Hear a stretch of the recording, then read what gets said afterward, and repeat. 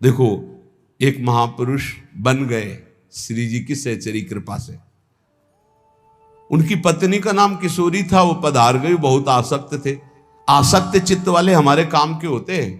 पूज्य श्री जीव गोस्वामी जी के पास जैसे कोई दीक्षा लेने जाता तो सबसे पहले पूछते, तुम्हारा लगाव कहाँ है? बोले पुत्र में, हो जाएगा, काम हो जाएगा, आओ। तुम्हारा लगाव कहाँ? स्त्री में, हो जाएगा। एक आए, उस समय 1,00,000 स्वर्ण मुद्रा रखी, कहा शिष्य बना लो। तो बोले आपका लगाव कहाँ है? बोले विश्व में कहीं नहीं। उन्होंने समझा ऐसा बोलने से महात्मा ज्यादा प्रसन्न होते कि अनासक्त है, कहीं आसक्त नहीं। उन्हें हमारी तो कहीं आसक्ति नहीं, कहीं तो होगी। बोले कहीं आसक्ति नहीं। बोले ये रुपया उठाओ और काशी जाओ, काशी में किसी सन्यासी को गुरु बना तो तुम्हारा काम हो जाएगा। हमारे पास तो आसक्त चित्त चाहिए, आसक्त है उसको मोड़ दिया प्रियालाल की तरफ, वही काम बन गया। हमें अनासक्त नहीं चाहिए, अनासक्त हो तो सन्यासी बनो, जाके काशी जाओ। नहीं दीक्षा दी।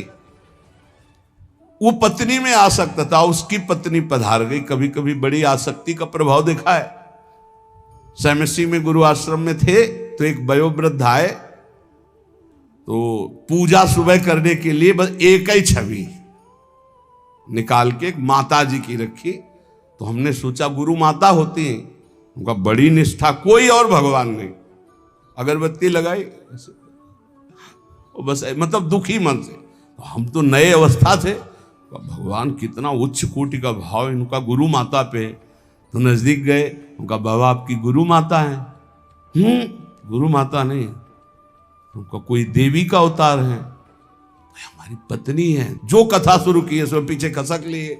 हम समझ रहे, हम मानते हैं आप पत्नी में भी भगवत भाव करें तो आपको भगवत प्राप्ति हो जाएगी, क्योंकि सब जगह भगवान, लेकिन भगवत भाव नहीं, वहां आसक्ति का भाव।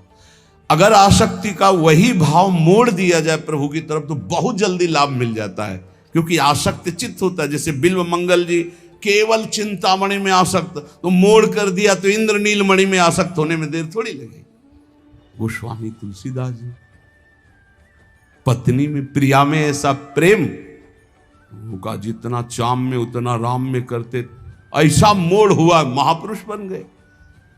वो इतने बावरे किशोरी, हा किशोरी, पर धन्य है कि उनकी पत्नी का नाम किशोरी था, क्योंकि परम पावन स्वामिनी जी का नाम किशोरी जी है। अब वो बरसाने कोई दर्शन करने आ रहे थे तो ऐसे बावरे बने संग आ गए। लोग गए मंदिर दर्शन करने, वो नहीं गए, पहाड़ में चढ़ गए। लता पता एकांत में बस वो अपनी पत्नी का ध्यान करके, किशोरी तुम्हारे बिना जिया नहीं जा रहा।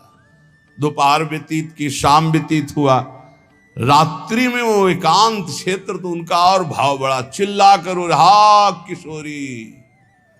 लाडली जू और लालजू, हमारे लाडली लालजू गहवर वन में विहरण कर रहे थे। देख सखी राधा पिय केल, हरिवंश चंद्र जू कह रहे, ये दो खोरी खीरक गिर गहवर, बिहरत कुंवर कंठ भुज मेली। महामोर कुटी में अभी आपने सुना था एक दिन, तटिया स्थान के महापुरुषों के वचन, बिहारी बिहारी का भाव करके दर्शन करने, तो वहां प्रिया प्रीतम में आवेश आया बिहारी बिहारी। ये परम पावन धाम है। प्रियाजू ने कहा ललिते देख मुझे कोई पुकार रहा है। ललिता जी ने कहा प्रियाजू आपको नहीं पुकार रहा है, उसकी पत्नी मर गई है, वो अपनी पत्नी के प्रेम में पागल होके किशोरी किशोरी पुकार। बोले आदि नाम माने प्रथम नाम तो मेरा किशोरी है ना, वो मुझे पुकार रहा है, तुम उनको लिवा के लाओ। तो स्वामिनी की आज्ञा शिरोधार्य। ललिता जी ने सोचा इस जीव का कितना सौभाग्य कि योगींद्र मुनींद्र जिनको ध्यान में नहीं धर पाते, स्वामिनी जी कह रही लिवा लाओ मेरे पास। जीव ही ललिता जी उसके सामने प्रकट हुई, संपूर्ण विद्या का नाश हो गया। ये देखो कृपा नाम की, किशोरी नाम की कृपा, राधा नाम की कृपा, श्यामा नाम की कृपा।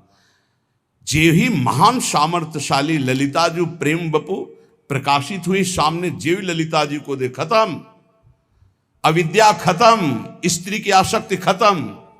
उसने कहा चल तेरे को हमारी स्वामिनी बुला रही। यंत्रवत जे ही स्वामिनी जी को देखा, उस उच्च कोटि की धारणा प्रकट हुई जो रसिकों की धारणा होती है।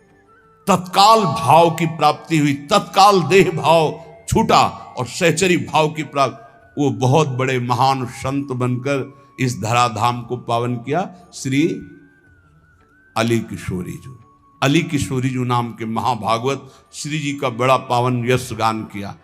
हमारी स्वामिनी जी का है ब्रज 84 कोश वृंदावन बरसाना। अगर कहीं यहाँ की रज में तुम्हें कुछ ही दिन वास करने को मिले और आप नाम जप कर रहे हो तो धन्यवाद। और अगर कहीं अखंड वास मिल रहा तो कितना भी दुख आवे छोड़ना नहीं, क्योंकि वो सुख मिलेगा जो किसी साधना से नहीं मिलता। इसलिए कह रहे श्री वृंदावन मध्य बहु दुखे ना पियात जन्मई तक। मैं इस वृंदावन में ये जन्म भारी दुख में अगर हमारी परिस्थिति रहे तो भी बिताऊंगा। 50 को देखते हैं पूरे भाल पर तिलक लगा हुआ है और रिक्शा चला रहे हैं, कोई कुछ कर रहा है, कोई और धाम वास कर रहे हैं, अपने लड़के बच्चे को पालन पोषण कर रहे हैं और नाम जप कर रहे हैं प्रियाजू के धाम का। जीवन धन्य है भाई। भले तुम पोछा लगा कर यहाँ ब्रजवासियों के घर में उधर पोषण करते हो तो तुम बहुत बड़े महात्मा के समान हो, क्योंकि यह धाम वास कर रहे हो, प्रियाजू का यश सुन रहे हो। लोकोत्तर सुख संपत्त्यापिन चान्यत्र में निमिषा। प्रार्थना है यहां के किसी जन को लुभायमान करके मत ले जाना, नहीं तो अपराध लगेगा। मान लो कोई ऐसा, चल हमारे यहाँ घर में पोछा लगाना, तुझे सब खान पान सामान, कभी ऐसा मत करना। तुम्हारे अंदर दया आवे तो यहाँ एक झोपड़ी बनवा कर उसको यहाँ वास दे देना, वो मांगेगा खाएगा, भगवत प्राप्त होगा तो आपका कल्याण हो जाएगा।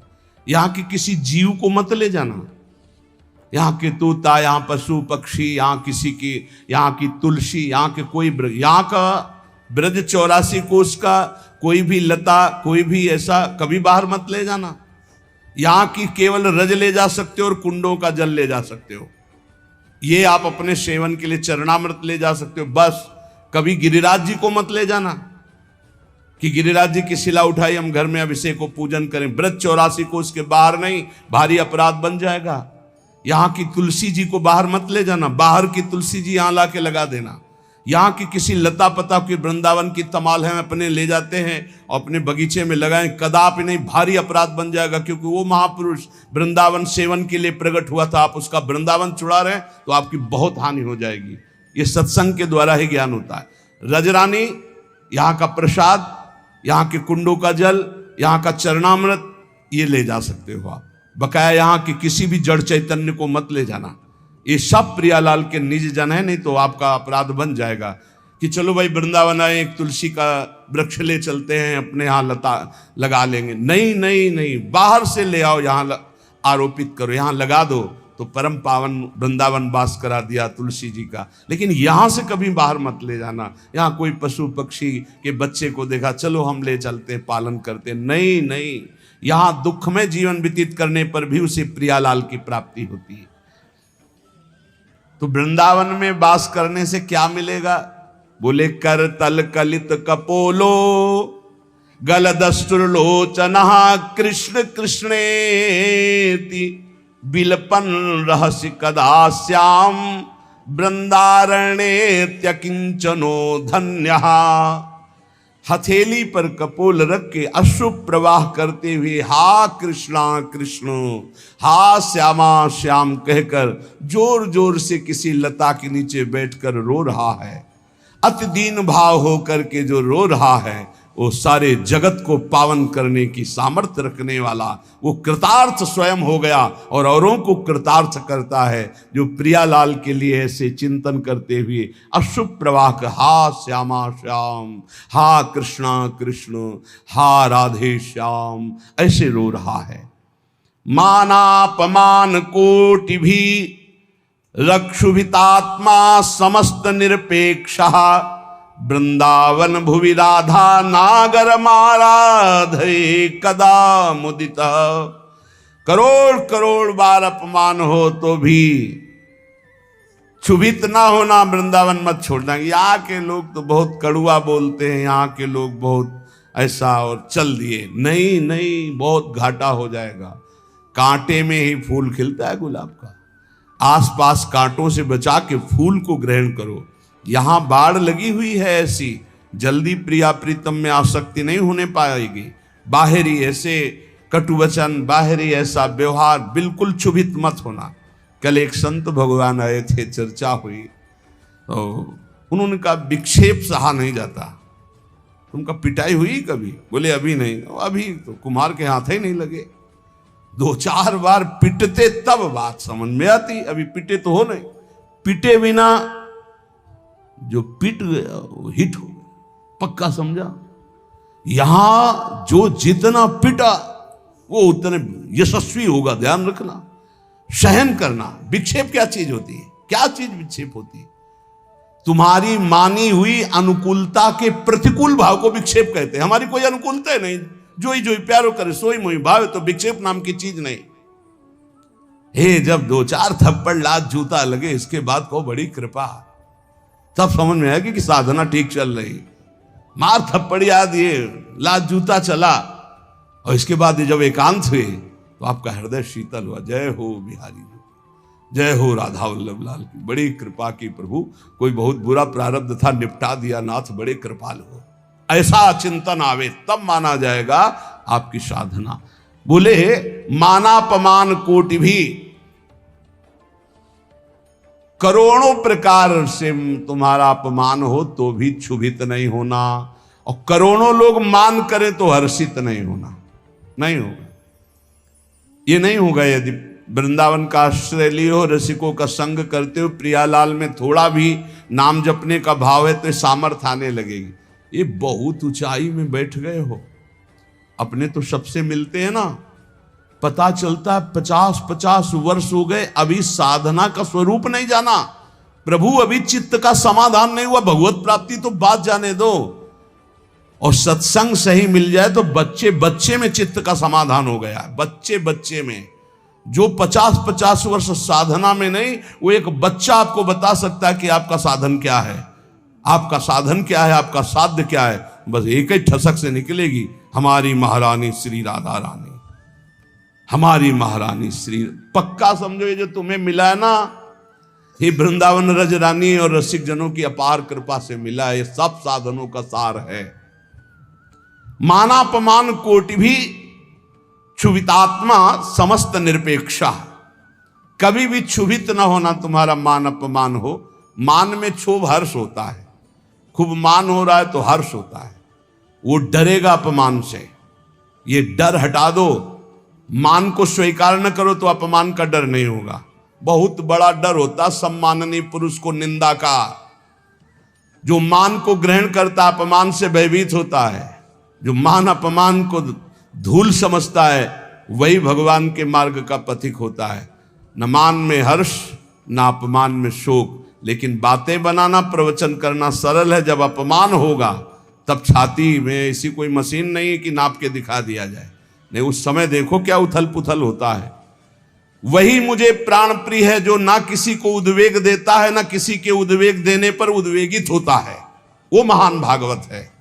देखो कसौटी में कसो, दंडवत प्रणाम यश वाह वाह जय हो, कैसा लगता है? पाखंडी नाटक करता है, फिर कैसा लगता है? अगर दोनों में अंदर ठीक एक ही, बिल्कुल एक ही जगह सुई है, राधा राधा राधा, तो करेक्ट है। और अगर सुई हिली डुली तनिक भी, तो इसका मतलब मानापमान का प्रभाव पड़ता है। मानापमान का जब तक प्रभाव पड़ेगा तब तक आपकी स्थिति अध्यात्म में ठीक मानी नहीं जाएगी। निर्माण अमोहा जित संग दोषा, अध्यात्म नित्या विनिवृत्त कामा, द्वंद्वैर विमुक्ता सुख दुख संगई। बोले वो तो लगता है विक्षेप जब होता है तो बुरा लगता है। किसको? किसको बुरा लगता है? किस बात के साधक हो, किसको बुरा लग रहा है? बोले मन को। तो तुम मन हो क्या? साक्षी क्यों नहीं बने उस समय जब आपका सम्मान हो रहा था? हर्षित हो गए, अब भोगो अपमान का फल बुरा।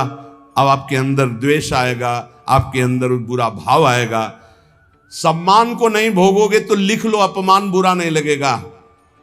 राग आपका कहीं नहीं होगा तो द्वेष आपको कभी दुख प्रदान नहीं कर सकता। किसी सुख में सुखी नहीं हुए तो कोई दुख आपको दुख दे ही नहीं सकता। वही प्रसन्नता और आनंद को प्राप्त होता है जो सुख दुख समय कृत्वा, जो सुख दुख में समान भाव रखता है। समस्त निरपेक्षा,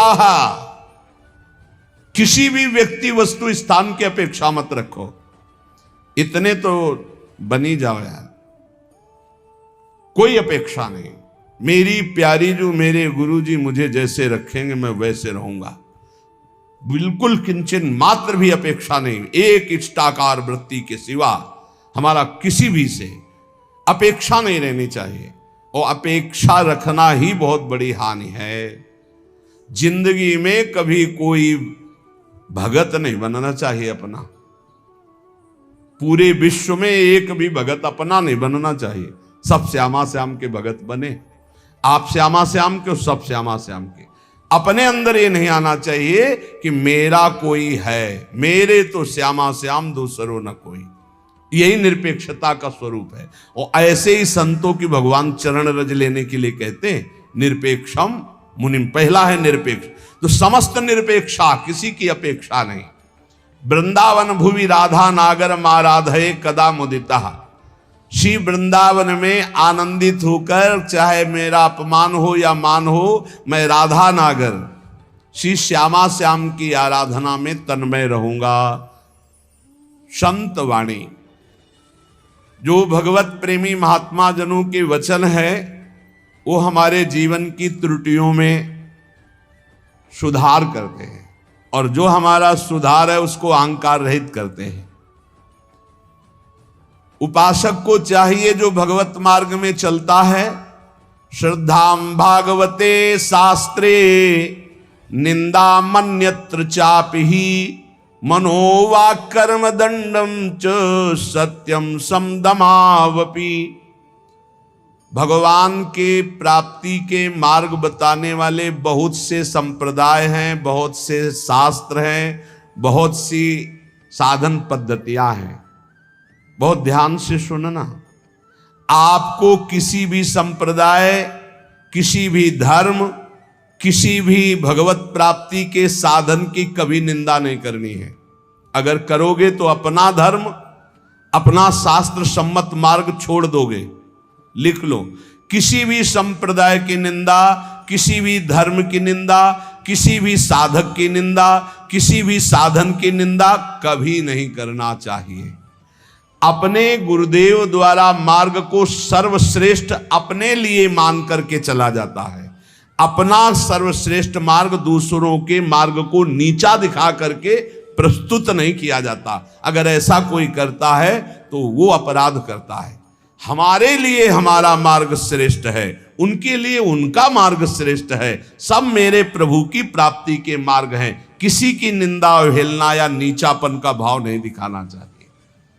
रस भाव में श्रेष्ठता का वर्णन किया गया। शांत भाव से दास्य भाव श्रेष्ठ, दास्य भाव से सख्य भाव, सख्य भाव से वात्सल्य, वात्सल्य से गोपी भाव, गोपी भाव से सहचरी। ऐसा रसास्वादन के लिए भाव है, ना कि निंदा के लिए भाव है। मन को सदैव कुमार्गगामी प्रवृत्तियां अच्छी लगती हैं, गंदी बातें, इसको रोकना चाहिए। इसको रोकने के लिए दो बहुत सहयोगी हैं। एक तो कुछ मिनट आसनों में बैठने का अभ्यास करना, यदि आपका शरीर थोड़ा भी बैठने लायक है। एक तो इतना खा खा करके चर्बी बढ़ा ली जाती कि बैठते बनता ही नहीं। सच्ची मानो बहुत बुरा लग रहा होगा ये, इतना क्या खाना कि पेट इतना हिलक जाए। अरे रोगी हो तो बात अलग है, खान पान तो इतना करो कम से कम प्राण पोषण हो, तो थोड़ी साधना बन जाए। चिकना के एकदम पेट ऐसे, फायदा क्या, इसका बोझा बड़ा है। अब 4 लोगों के कांधे में और दर्द होगा और लकड़ी ज्यादा लगेगी। बोझा बढ़ाने से क्या है, थोड़ा तो यार कम खाओ। सच्ची कह रहे हैं। बोले हम तो पानी पिए भी तो तगड़े हो जाते। एक से हमने कहा भाई तो उन्होंने कहा हमारे पानी भी लगता है। हे झूठी मत बोलो, मूंग की दाल और रोटी खाओ, फिर अगर तुम्हारा चर्बी ना घट जाए तो हमें बताना।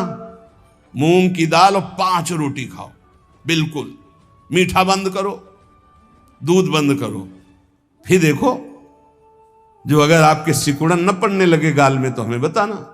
नहीं, आलू का परेठा, बैंगन का भुर्ता, ये वो तो अब वो सब यही ठसा है। व्यायाम कोई है नहीं।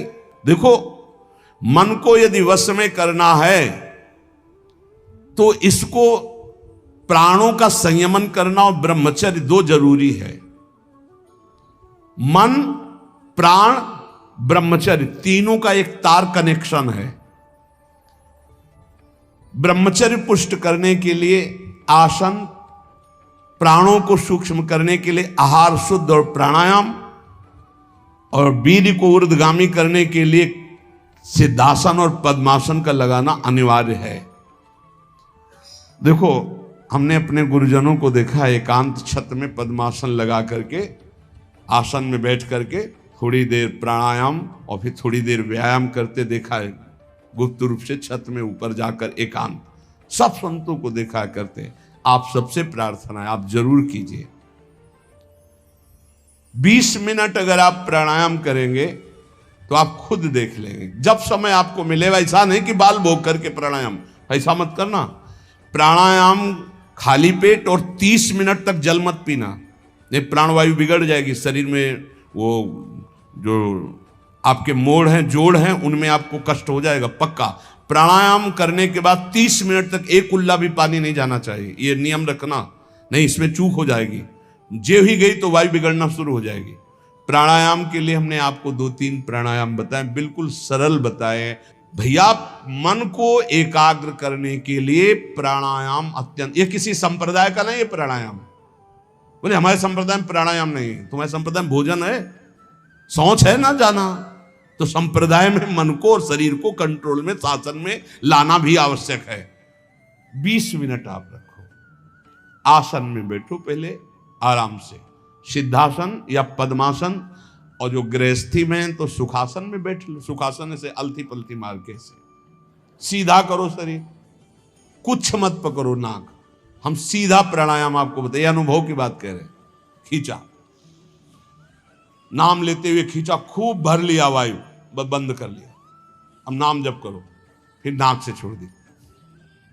ये आंतरिक कुंभक बहुत बड़ा सहयोगी है। भजन में आप देख लीजिएगा, साय मच जाती मंत्राकार वृत्ति। ये आंतरिक कुंभक, इन्हीं के बलों से प्रकृति का वारसा है। सीधे बैठे, कुछ पकड़ने धरने की बात नहीं कह रहे। आराम से भरा, बंद कर। जितने सेकंड आप रोक सको आराम से, फिर बिना कुछ पकड़े धरे ऐसे ही छोड़ दिया, फिर खींचा। 10 बार कम से कम करो। आप देखना इस प्राणायाम, ये हुआ आंतरिक कुंभक। एक बाह्य कुंभक। अब बाह्य कुंभक जो आप पहले वाले में भर रहे थे, अब निकालना है।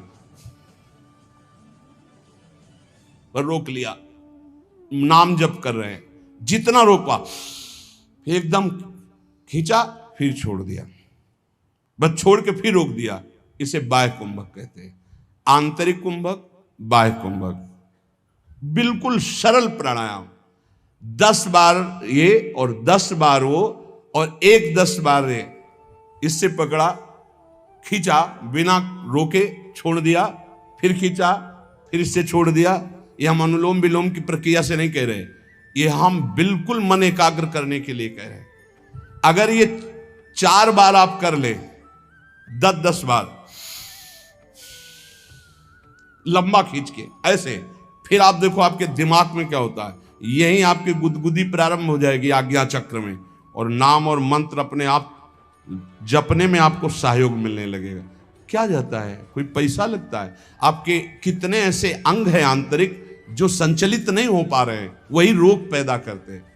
और 10 मिनट आप दंड बैठक मान लीजिए। आपके पास ट्रेडमिल नहीं तो 2 किलोमीटर दौड़ लीजिए, फिर देखिए आपकी दिनचर्या कैसी बनती है। ये जरूर, प्राणायाम, ब्रह्मचर्य और मन तीनों का एक कनेक्शन है। प्राणायाम के द्वारा प्राणवायु का संशोधन, तो मन थोड़ा शांत, ब्रह्मचर्य ठीक, तो आपका परमार्थ बनेगा। कह रहे मनोवाक कर्म दंडम च सत्यम सम दमावपी। मन को दंड दीजिए प्राणायाम के द्वारा। मन को दंड, मन पवित्र होता है। मौन के द्वारा वाणी को दंड दीजिए, मत बोलने दीजिए। बोलिए तो प्रभु की चर्चा सत्य हितकर बोलिए, नहीं तो मौन रहिए। और वासनाहीनता के द्वारा विविध प्रकार के कर्मों को त्याग दीजिए वासना जनित कर्मों को। तो ये शारीरिक दंड होगा, मनोदंड, वाकदंड और कर्मदंड। सत्यम शमदमापि, सत्य बोलना, इंद्रियों का अपने गोलकों में स्थिर रखना, मन को मंत्र और नाम में स्थिर रखना, ये समदम कहलाता है। श्रवणम कीर्तनम ध्यानम हरेरद्भुत कर्मणः जन्म कर्म गुणानाम च तदर्थे अखिल चेष्टिताम। बड़ी भगवान की लीलाओं में सामर्थ्य है। भगवान के जन्म कर्म और गुण दिव्य हैं। बहुत से ऐसे अराजक तत्व बोलने लगे हैं, उनकी भाषाएं न सुनी जाएं।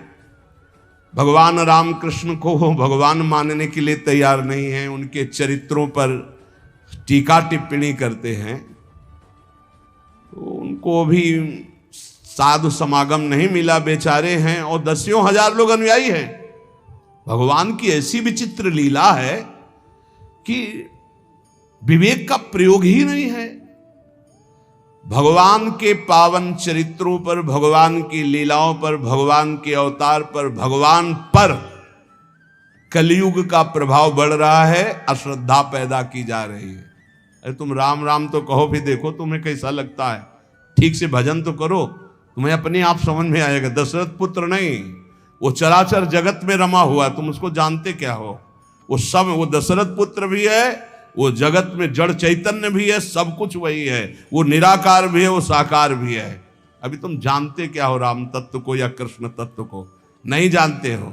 भगवान की पूजा, विग्रह सेवा का अवहेलना, भगवान के अवतारों की अवहेलना, बहुत जोर की ऐसी हवाएं चल रही, बेमतलब, बहुत बहुत विचित्र।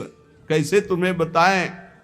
भगवान की अवहेलना, भगवान नाम की अवहेलना, भगवत धाम की अवहेलना, और सब कैसा नौटंकी नाटक। अपने सनातन पद्धतियों का त्याग करके इधर उधर के बवाल में। अरे भगवान बुद्धि बचाओ, ये कलयुग का बड़ा तांडव चल रहा है, बड़ा तांडव चल रहा है। श्रवणम कीर्तनम ध्यानम हरेरद्भुत कर्मणः। जैसे कोई कहता है ना कि भगवत आवेश आता है, हम उसका खंडन नहीं करते, क्योंकि भगवान के हर आफिस है, कभी भी आ सकते, किसी के हृदय में भी आवेश करें। अरे भक्तों के हृदय में आवेश नहीं होता, कभी नरसिंह आवेश, कभी अमुक आवेश, तो देवी का भी आवेश आता। हम तो चरण वंदना करते हैं, लेकिन ऐसा आवेश नहीं आता भगवान कि उनको फोन का होश रहे। ऐसा आवेश नहीं आता कि 500 रुपया देने वाले के ऊपर हाथ रखा जा रहा है, दूसरे के ऊपर नहीं, ऐसा नहीं है।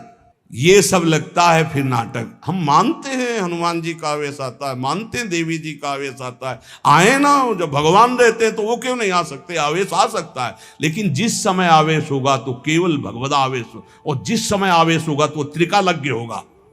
वो तुम्हारे भूत भविष्य वर्तमान तीनों काल को बता देगा, और वो उस समय भगवत आवेश में होगा, लौकिक कोई चेष्टाएं नहीं होंगी।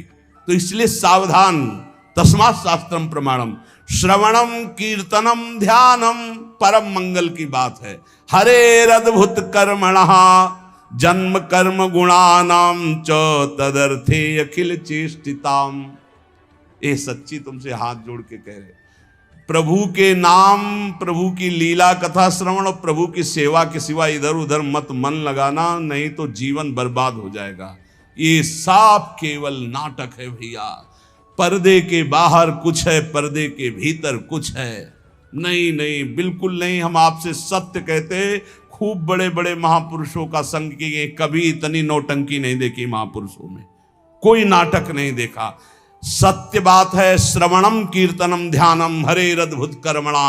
अद्भुत कर्म करने वाले भगवान श्री हरि का नाम जप करो, उन्हीं के गुण कीर्तन सुनो, उन्हीं का मंगल।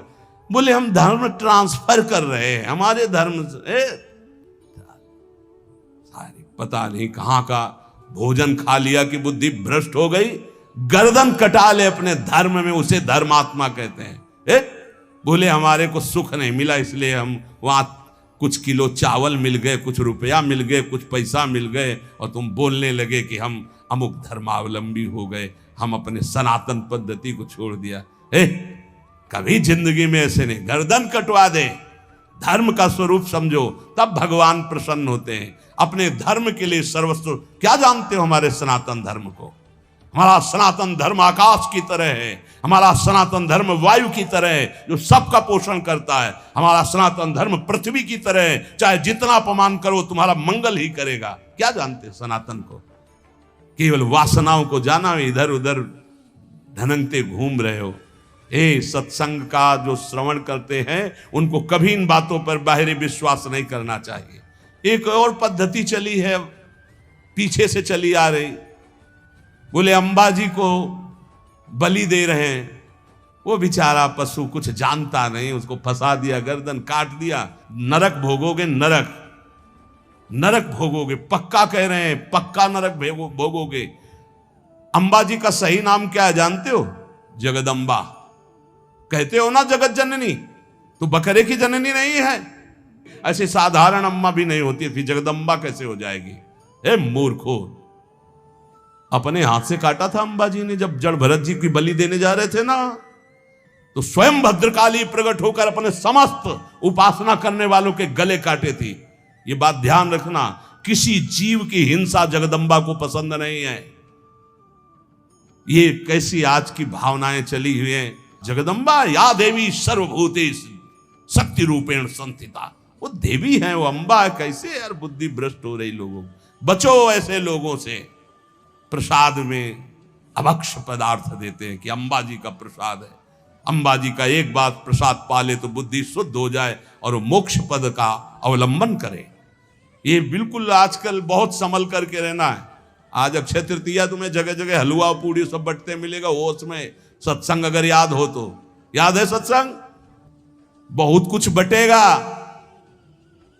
लेकिन तुमको क्या लेना है? राधा नाम या ठंडाई या हलवा? देखो आज परीक्षा है तुम्हारी, आओ लाओ, तो ये चलेगा या आओ राधा राधा। जरूरत है तो 10 रुपये और निकाल के वहां रख दिया, ले वो और चीनी मंगा करके बांट देना दूसरों को। हम तो सत्संग सुन करके आए हुए। अक्षय तृतीया आज उपवास करेंगे, आज पानी भी दूसरे के द्वारा नहीं दिया पिएंगे। सुना? सब रास्ते वो बताए और बचने के भी रास्ते बताए। आज है अक्षय तृतीया, आज करो उपवास। एक टाइम शाम के भोग लगा करके श्री जी का रूखा सूखा घर में पा लेना, बाहर पानी भी मत पीना, मौन, खूब नाम जप करो। वैसे आज के दिन कहा जाता है दान पुण्य करे तो बहुत लाभ मिलता है, तो क्या दान करो? सर्वभूत दया। आज मैं नाम जप करूंगा और अपने नाम का सब पूरे भारतवासियों को, विश्व को दान करूंगा। सर्वे भवन्तु सुखिनः, सर्वे सन्तु निरामया, सर्वे भद्राणि पश्यन्तु मा कश्चित् दुःखभाग्। आज उपवास करूंगा और समस्त प्राणियों के दुखों का नाश करने के लिए उसका फल दान करूं। ये सत्संगियों का ये होता है, ठीक है? उपवास, शरबत, ठंडाई, हलवा, आओ आओ। तुम क्या कहोगे? राधे श्याम, प्रणाम किया, चल दिया। वो देते भी हैं और वो बचाते भी हैं। आपको ऐसे चलना है। हमारे प्रभु का तो सब कुछ है, लेकिन आपको कैसे चलना है?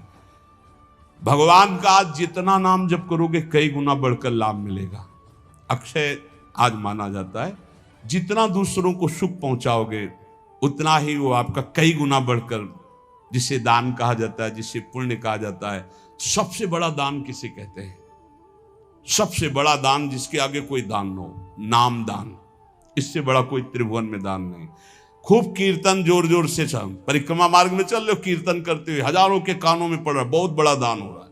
या नाम जप करके दूसरे को, इससे बड़ा कोई दान नहीं हुआ।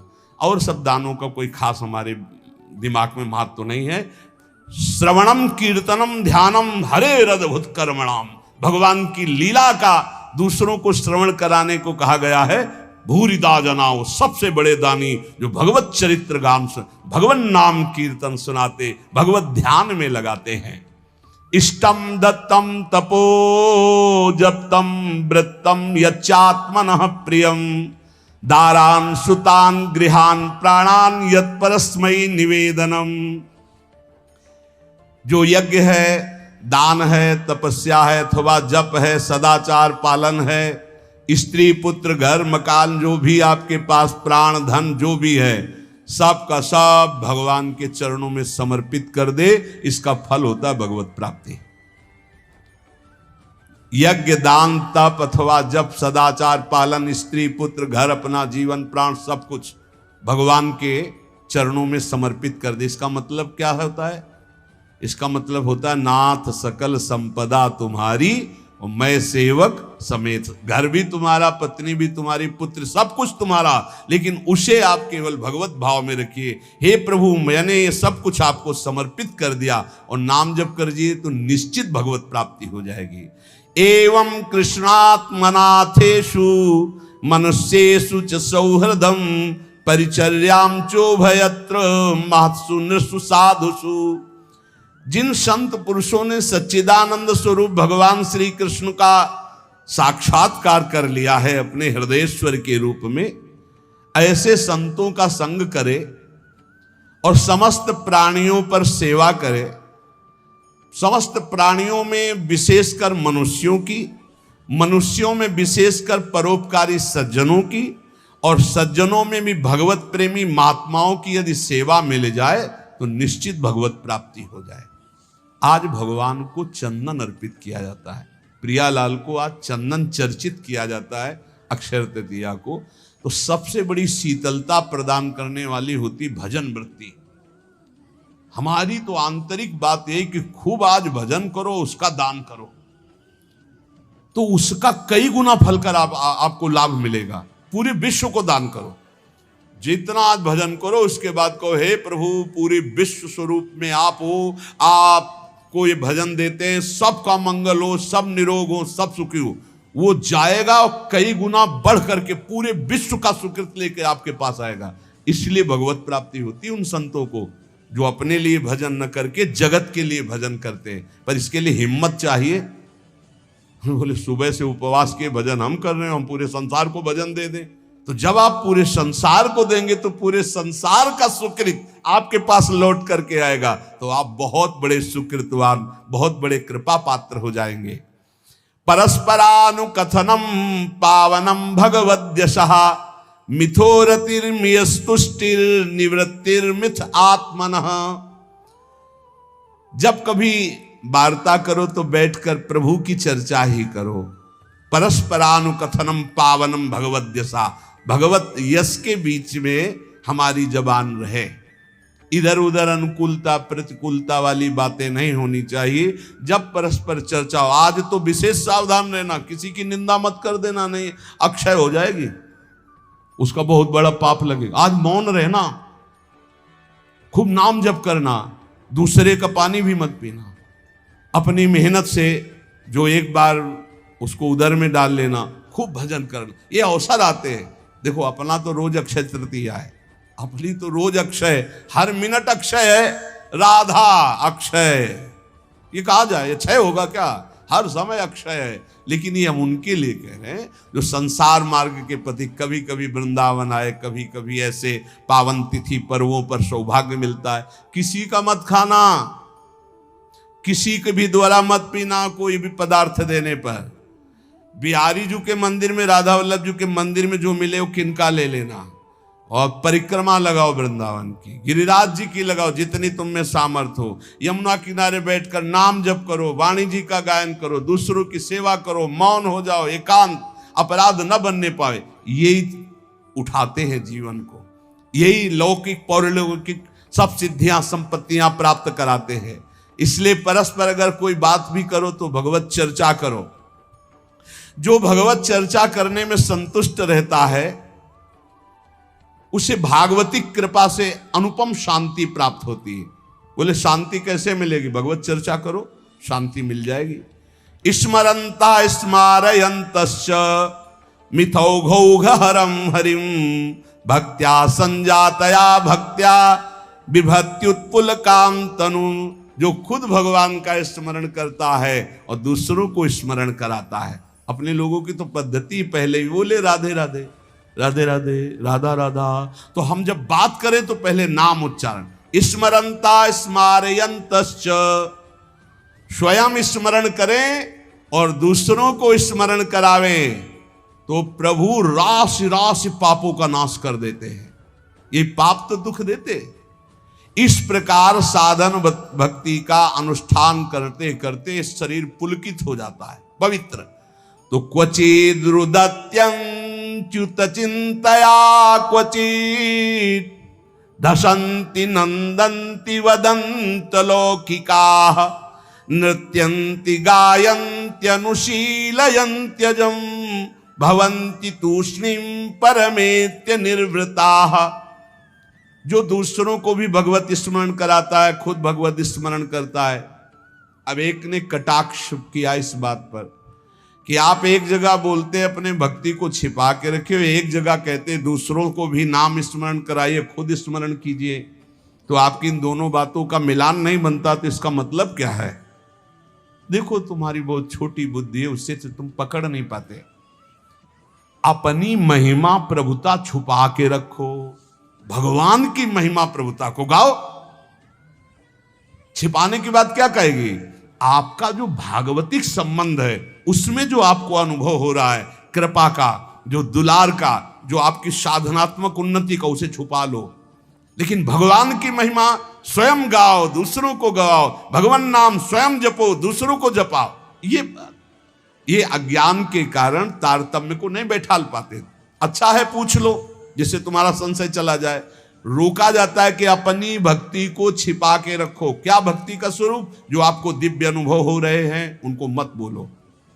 आप ऐसा साबित मत करो। दूसरे को नाम जप करो, दूसरे को भगवत चर्चा सुनाओ, दूसरे की भागवतिक उन्नति चाहो और भगवान का यश गाओ, तो आपकी आध्यात्मिक उन्नति होगी। अपनी उन्नति के जो आपको अनुभव है उनको छुपा के रखो, उनको समाज में व्यक्त मत करो। उसे कहा जाता है छुपाना। अब उसके हृदय की एक विलक्षण स्थिति होती है। वो कभी भगवान के चिंतन में ऐसे डूबता है कि अभी तक भगवान नहीं मिले, क्या करूं, कहां जाऊं, किससे पूछूं, मुझे कैसे भगवत प्राप्ति हो। अब वो चिल्ला चिल्ला कर रोने लगता है। क्वचित रुदत्य अच्युत चिंतया, भगवान के चिंतन में इतना डूबा, कैसे मिलेंगे, और चिल्ला चिल्ला कर रोने लगा। कभी वो भगवान की ऐसी लीला स्फूर्ति हो जाती, वो देखता है परम ऐश्वर्यशाली भगवान, यशोदा मैया छड़ी लेकर के रही, दिखा मुख, तूने मिट्टी खाई, भगवान डर रहे। ऐसी लीलाएं स्फुरित होती। वो कभी खिलखिलाकर हंसने लगता है, कभी भगवान के दर्शन के आनंद की उन्मत्तता में वो नाचता है, कभी लोकातीत भाव में भगवान के सामने गीत गाता है, भगवान से बात करता है। इस प्रकार उसकी दिव्यता, दिव्य भावों की जागृत हो जाती है। तो उपासक नाम जप करे, भगवत चर्चा सुने, और ऐसे लोगों का किसी भी तरह के कोई चमत्कार से प्रभावित ना हो। जहां प्रभु का नाम, प्रभु का रूप, प्रभु की लीला, प्रभु का धाम की महिमा का गान ना हो, बिल्कुल बच के रहो। कलयुग की आंधी चल रही, सच्ची मानिए, नाम जप से ही ब्रह्मबोध होता है, नाम जप से ही भगवत प्रेम होता है। नाम जैसा कोई महान धन नहीं, नाम जैसा कोई मित्र नहीं, नाम जैसा कोई तीर्थ नहीं, नाम जैसा कोई अंगरक्षक नहीं, नाम जैसा कोई अंगरक्षक नहीं। नाम पहारू दिवस निशी, ध्यान तुम्हार कपाट। रात दिन नाम जप कर रहे तो नाम का पहरा कोई बाल बांका नहीं कर सकता। खूब नाम जप करो, बचाओ, ऐसे पर्वों में अपने को बचाओ, दूसरों के दान पुण्य से बचो। कुछ भी नहीं लेना, प्रणाम भी किसी का नहीं लेना। कोई प्रणाम कर रहा है फौरन प्रणाम करो, वो पंचांग कर रहा है आप सर झुका लो। किसी का प्रणाम नहीं, किसी का कोई प्रतिग्रह नहीं, किसी की कोई सेवा नहीं। ऐसे अवसरों पर खूब भजन करके अपने को बढ़ाया जाता है।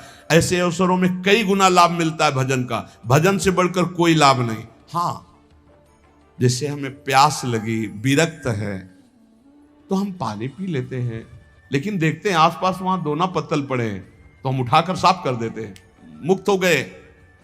हम उस ऋण से मुक्त हो गए जो हमने जल पिया। वहां आसपास देखा थोड़ा दोना पड़े जहां शरबत पिलाया जा रहा है, उनको साफ कर दिया, थोड़ी सेवा कर दी। चतुरता यही।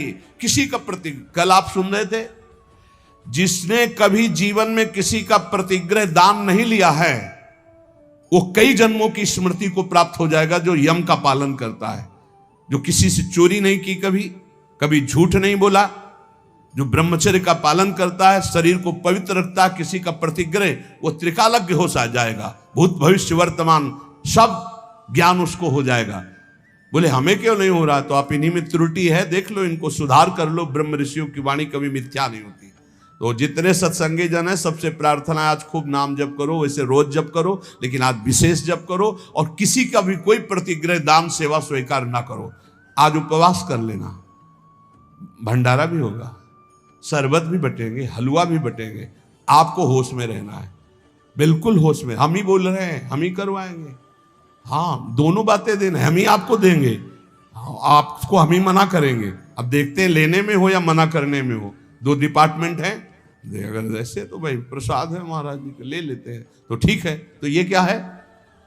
ये वाणी का प्रसाद है, ये अमृत प्रसाद है। ये प्रसाद अगर आप पकड़ लिए ना तो तुम्हें माया से निकाल देगा।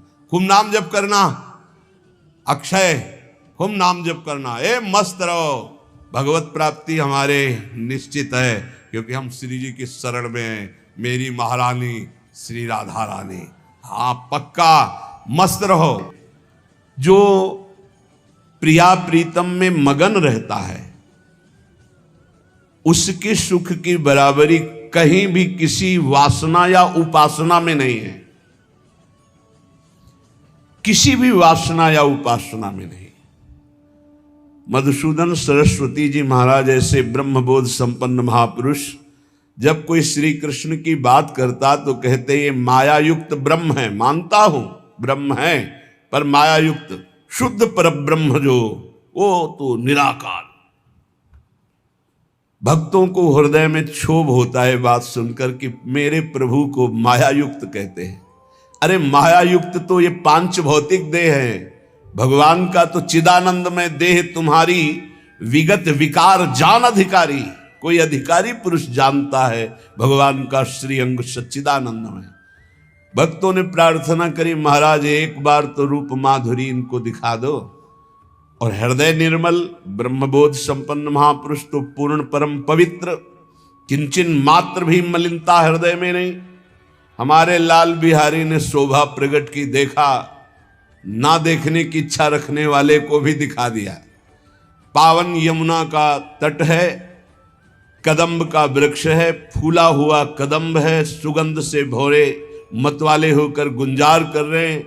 अलकावली छूटी हुई है, अधरों पर मुरली है, और मंद मंद मुरली राधा राधा गान कर रहे, और मुस्कुरा रहे देख करके मधुसूदन सरस्वती की ओर।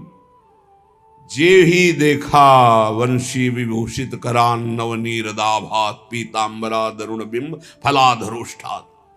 अधरों पर मुरली वादन करते हुए ललित त्रिभंगी। आखिरी पंक्ति में कृष्णात् परम किमपि तत्व हम न जाने, कृष्ण से भी बढ़कर कोई पर तत्व है मैं नहीं जानता। वो कहते हैं मैं स्वराज सिंहासन पर विराजमान ब्रह्मबोध संपन्न महापुरुष, इस गोपी लंपट ने मुझे दासी बना लिया। ऐसा तो रूप हमारे लालजू का है, ऐसा रूप है एक बार जो देखे वो इन्हीं का हो जाए।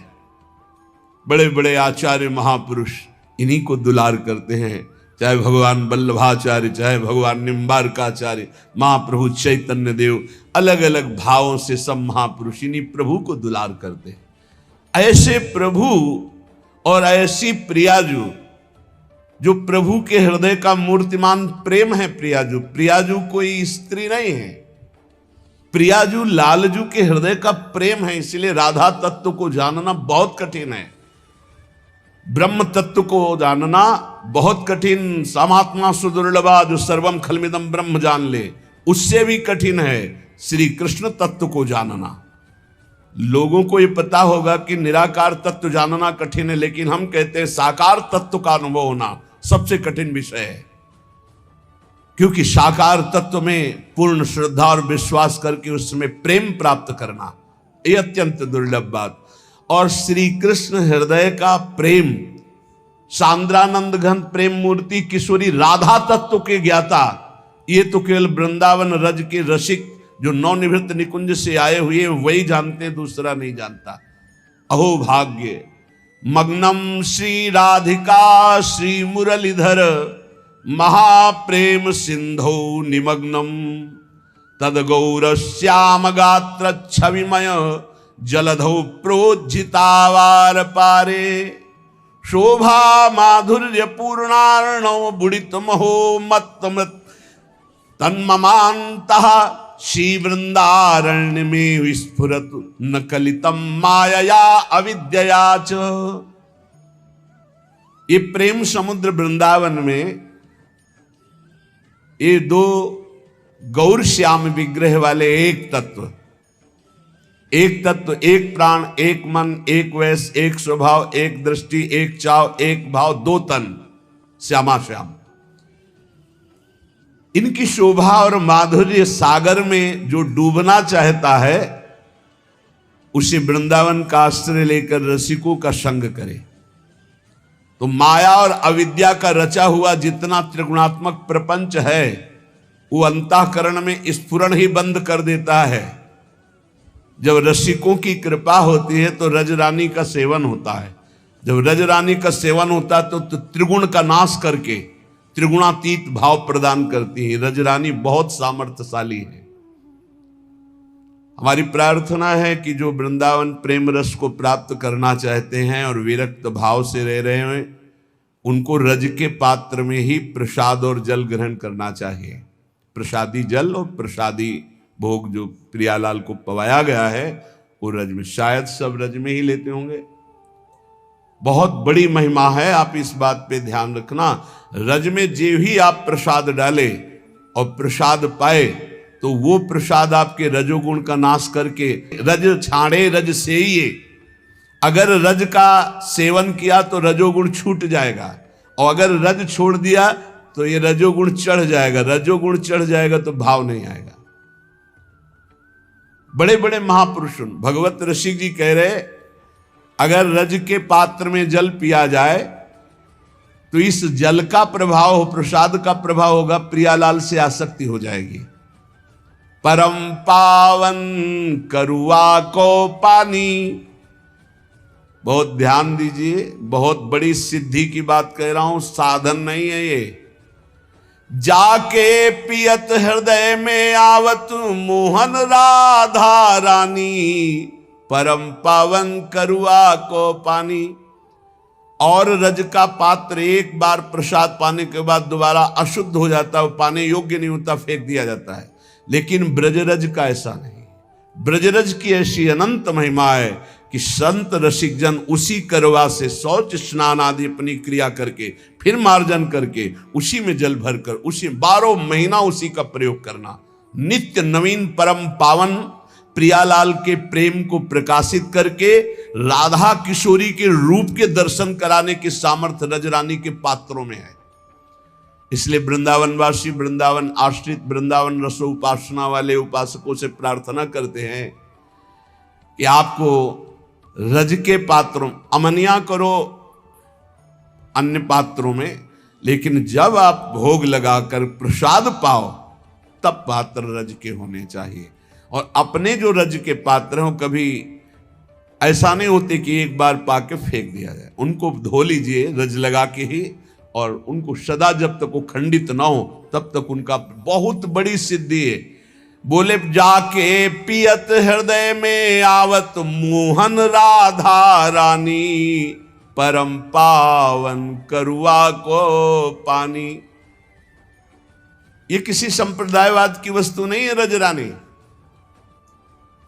ये हमारा रजोगुण है जो हम इनका सेवन नहीं कर पा रहे। रजोगुण के कारण हमको रजरानी के पात्रों में पाने में प्रियता। शायद अपने उपासक जन तो रजरानी में ही पाते हैं। समस्त उपासक कि ऐसा है कि कोई धातु के पात्रों में पाते हैं, रज के पात्रों। रज का पात्र अमृत है, आप ये समझ लीजिए। और इसके लिए कोई ऐसा ही नहीं कि केवल विरक्त ही पा सकते हैं। रजरानी है सद्य वशीकरण चूर्ण मनंत शक्ति में। एक और रहस्य, यदि आपका भोग नहीं लग पाया और आप ऐसे उस पात्र, तो वो तत्काल प्रसाद हो जाएगा। रजरानी में स्थित होते ही वो परम प्रसाद रूप हो जाएगा। आपको अमनिया पाने का दोष नहीं लगेगा और आपकी बुद्धि भगवत मार्ग में अग्रसर हो जाएगी। कभी भूल चूक से अगर ऐसा हो जाए, वैसे तो उपासक जन तो सब प्रसादी ही पाते हैं श्री जी की।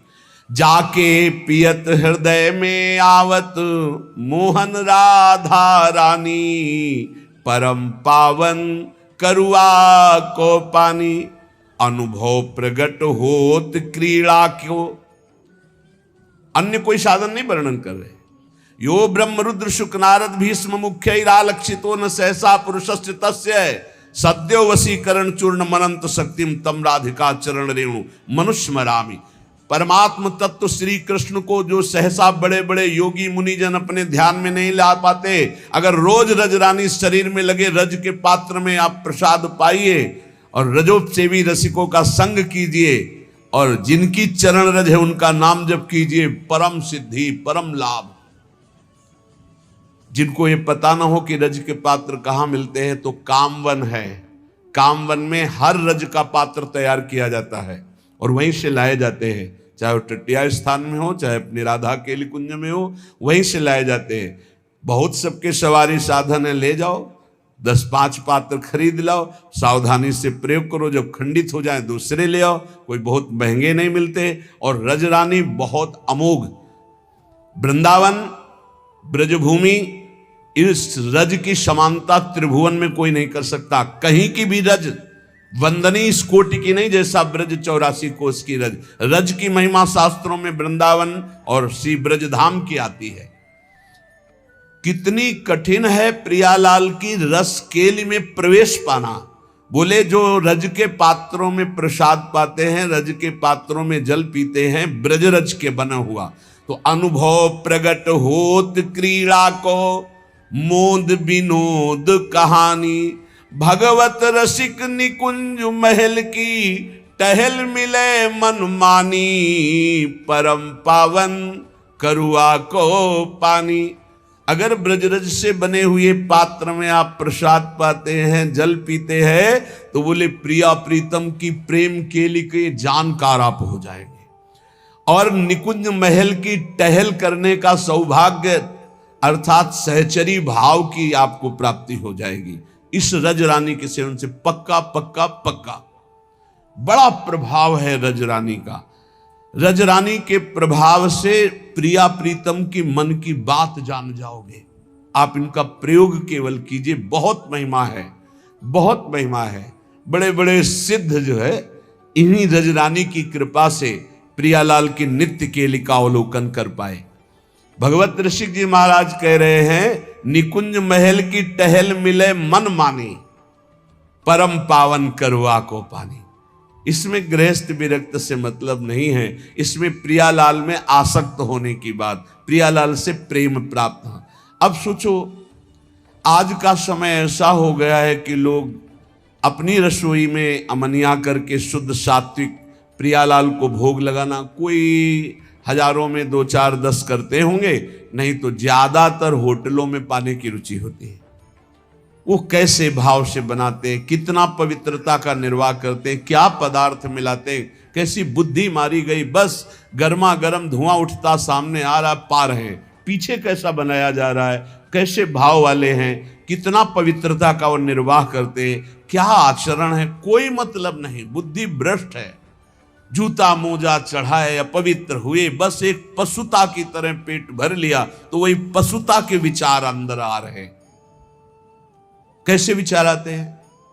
अरे हम दिन भर मेहनत करते हैं बैल की तरह, महात्मा जी क्या जाने कहते हैं शराब मत पियो, महात्मा जी के, अरे फिर जिंदगी में रह क्या गया?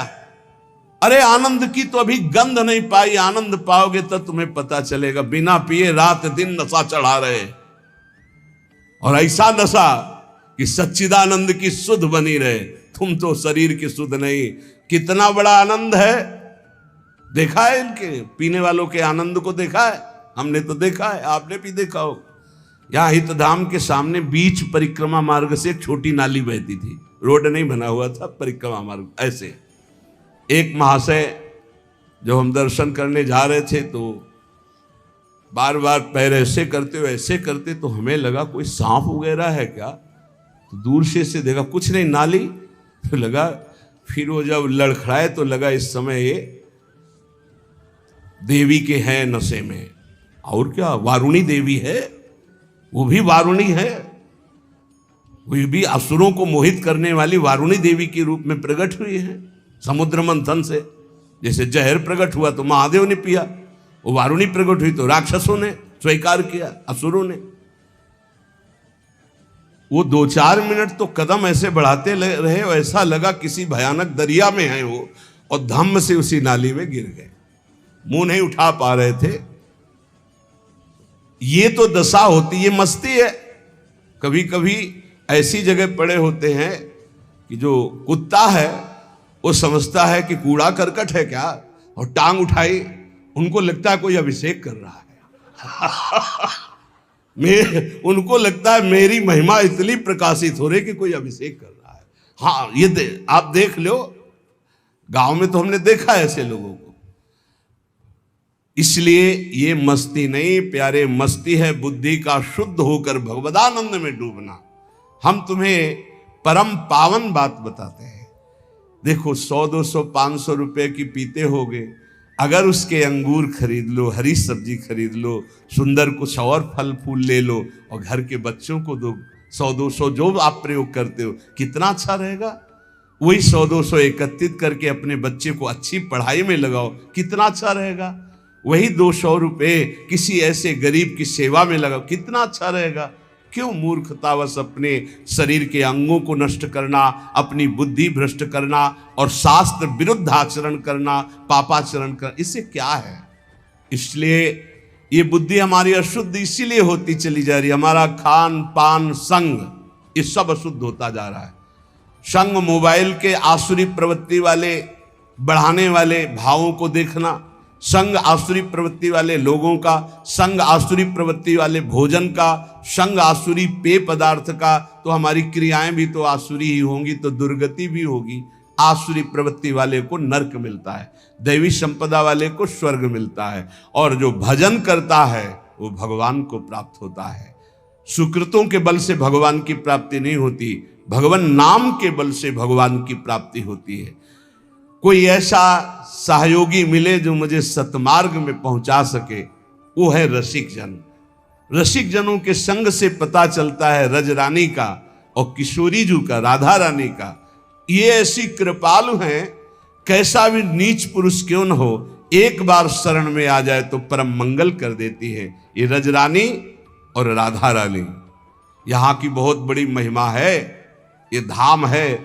श्रीपाद कह रहे हैं, कल आप याद कीजिए, कह रहे थे मुझे वृंदावन में सूकर कुकर बना दिया जाए तो मैं रहना चाहूंगा, मुझे बाहर बड़ा ऐश्वर्यशाली सच्चिदानंद रूप भी मिले तो मुझे नहीं चाहिए।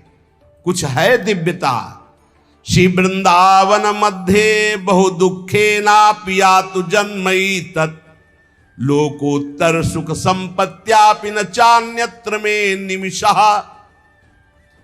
यदि आपको भाई वृंदावन वास मिल गया हो तो कितना भी दुख मिले छोड़कर मत जाना, प्रार्थना है। क्योंकि ये कुछ क्षण के लिए दुख आता है, निरंतर स्थायी नहीं है।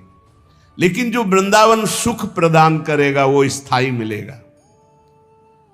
चाहे मेरा जन्म बीत जाए पूरा दुख भोगते हुए, पर मैं वृंदावन नहीं छोड़ूंगा। और ये अनुभव की बात कहता हूं, इस क्षेत्र में प्रारब्ध अपना पूर्ण प्रभाव नहीं दिखा पाता।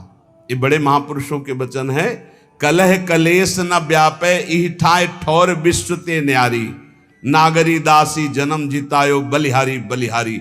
बड़े से बड़ा रोग अपना प्रभाव नहीं डाल सकता। ये प्रत्यक्ष देखी हुई बात है। एक माई के कैंसर हो गया, वो पूरा मवाद निकल रहा था, जहां बैठे आसपास दुर्गंध। डॉक्टर ने कहा 2 महीने में मृत हो जाएगी। उसने सब कुछ छोड़कर वृंदावन का आश्रय लिया कि मरना ही है तो वृंदावन में मरेंगे। और आज बैठे सत्संग सुन रही है, डॉक्टर ने कह दिया कैंसर है ही नहीं, खत्म हो गया। ऑपरेशन हुआ, पूरा वक्षा स्थल काटा गया, सब वो कीमो जो लगते हैं वो सब लगा। वो कह रही मैं तो मरने आई थी 2 महीना में, हमें लगता है 1.5-2 साल तो हो गए सत्संग सुनते, और वो कह रहे कि अब हमें लगता है अभी मरने वाली हूं ही नहीं। कलह कलेश न व्यापे ईठा ठौर विश्वते न्यारी। डॉक्टर ने हमको कहा था 2.5 साल या 5 साल बाबा तुम्हारी किडनी फेल हो गई है, बहुत 2.5 साल, या बहुत कोई चमत्कार हो जाए तो 5 साल। और 18 और 20 तो बीच में पक्का नहीं कह सकते कि 18 और ना पक्का कह सकते 20, क्योंकि तारीख याद नहीं है, लेकिन 18 और 20 के वर्ष तो हो गए।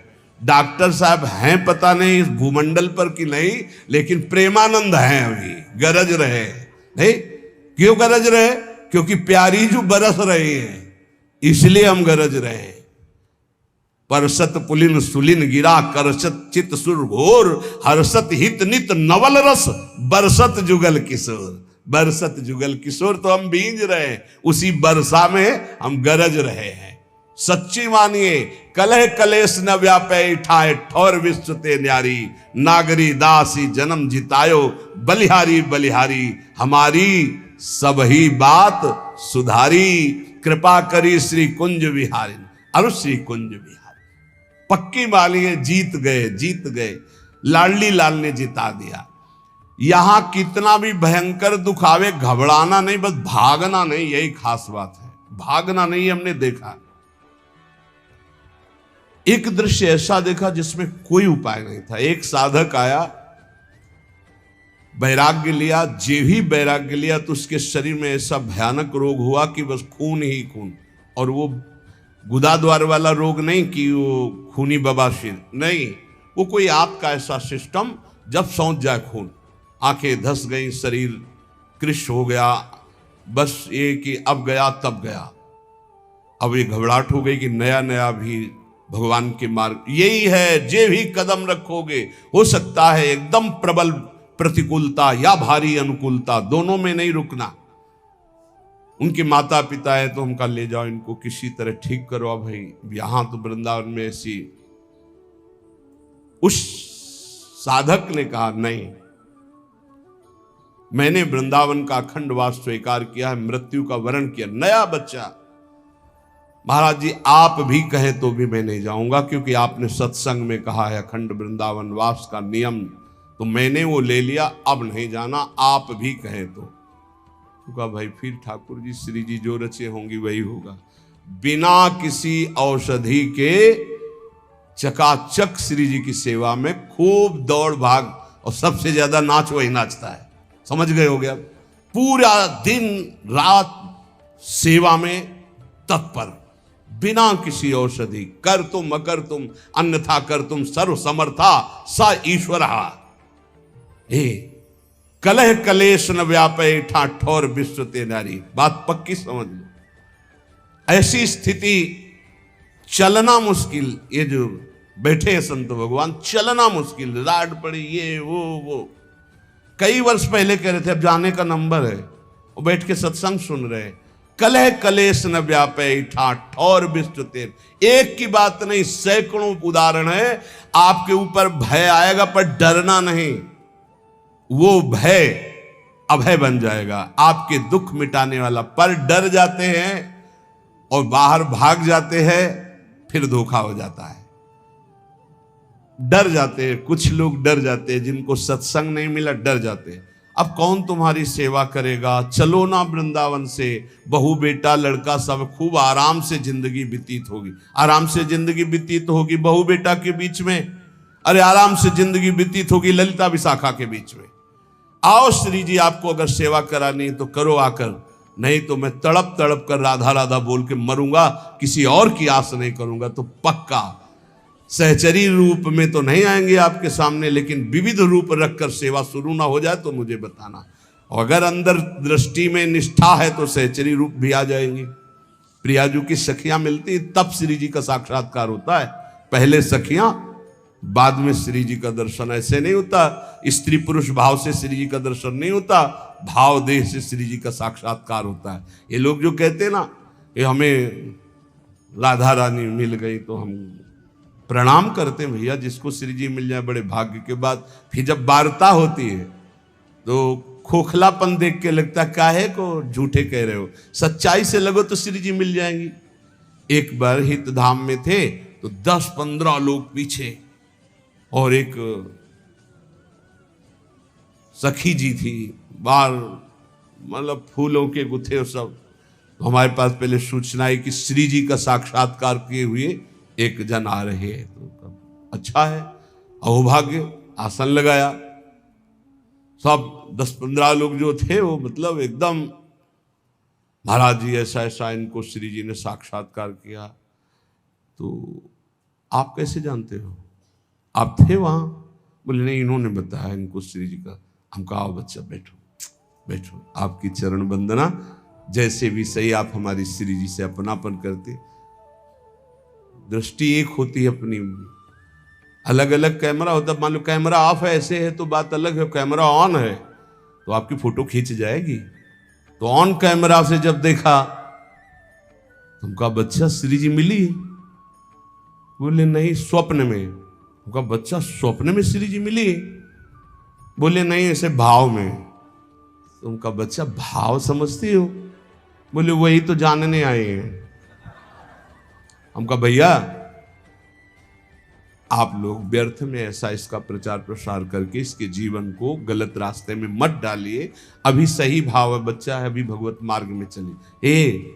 श्री जी का दर्शन स्त्री पुरुष भाव से नहीं होता, वो जब भाव देह की प्राप्ति होती। श्री जी ऐसे, अरे लालजू के दर्शन मुश्किल है, फिर श्री जी जो लालजू अपने हृदय रूपी गुफा में छुपा के रखते हैं। श्री वृंदावन मध्य बहु दुखे नाप या तो जन्मई तत्, पहले सहचरी के दर्शन, फिर श्री जी के दर्शन। तो राधे राधे जी, श्री हरिवंश। हमें पूरी उम्मीद है कि आप लोगों को पूज्य महाराज जी का आज का ये सत्संग बहुत ही ज्यादा पसंद आया होगा और आपको इस सत्संग से काफी कुछ सीखने को भी मिला होगा। तो आपको इस सत्संग के अलावा और किसी भी विषय के बारे में अगर कुछ भी महाराज जी की वाणी में जानना हो तो आप लोग हमें नीचे कमेंट्स करके जरूर बताइए। हम आने वाली वीडियो में आप लोगों के उस प्रश्न को लेकर महाराज जी का नया सत्संग अपलोड कर देंगे, ताकि आप लोगों को अपने भक्ति मार्ग में बहुत ही ज्यादा आसानी मिले। तब तक के लिए राधे राधे, श्री हरिवंश।